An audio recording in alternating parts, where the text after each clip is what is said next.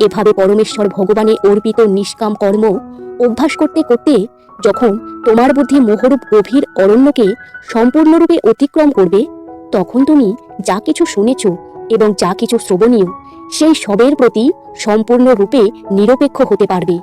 তোমার বুদ্ধি যখন বেদের বিচিত্র ভাষার দ্বারা আর বিচলিত হবে না এবং আত্ম উপলব্ধির সমাধিতে স্থির হবে, তখন তুমি দিব্য জ্ঞান লাভ করে ভক্তিযোগে অধিষ্ঠিত হবে। অর্জুন জিজ্ঞাসা করলেন, হে কেশব, স্থিতপ্রজ্ঞ অর্থাৎ অচলা বুদ্ধি সম্পন্ন মানুষের লক্ষণ কি? তিনি কিভাবে কথা বলেন, কিভাবে অবস্থান করেন এবং কিভাবে বা তিনি বিচরণ করেন?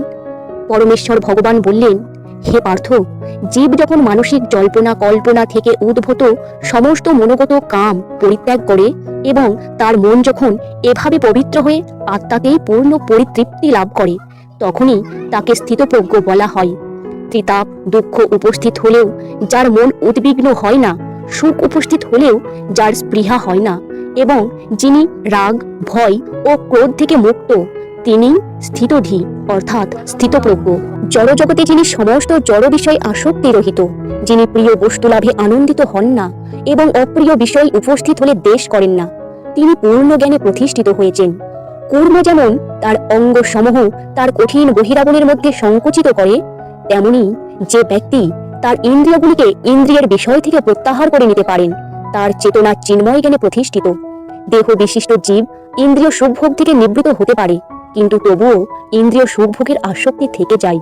কিন্তু উচ্চতর স্বাদ আস্বাদন করার ফলে তিনি সেই বিষয় তৃষ্ণা থেকে চিরতরে নিবৃত্ত হন। হে কুন্তেয়, ইন্দ্রিয় সমূহ এতই বলবান এবং ক্ষোভকারী যে তারা অতি যত্নশীল বিবেক সম্পন্ন পুরুষের মনকেও বলপূর্বক বিষয়া বিমুখে আকর্ষণ করে।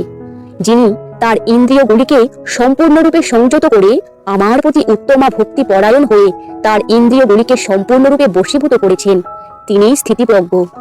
ইন্দ্রিয়ের বিষয় সমূহ সম্বন্ধে চিন্তা করতে করতে মানুষের তাতে আসক্তি জন্মায়। আসক্তি থেকে কাম উৎপন্ন হয় এবং কামনা থেকে ক্রোধ উৎপন্ন হয়। ক্রোধ থেকে সন্মোহ, সন্মোহ থেকে স্মৃতিবিভ্রম, স্মৃতিবিভ্রম থেকে বুদ্ধিনাশ এবং বুদ্ধিনাশ হওয়ার ফলে সর্বনাশ হয়।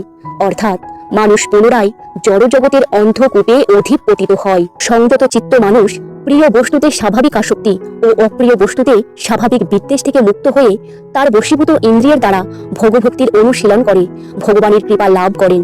চিন্ময় চেতনায় অধিষ্ঠিত হওয়ার ফলে তখন আর জড়জগতের ত্রিতাপ দুঃখ থাকে না। এভাবে প্রসন্নতা লাভ করার ফলে বুদ্ধি শীঘ্রই স্থির হয়।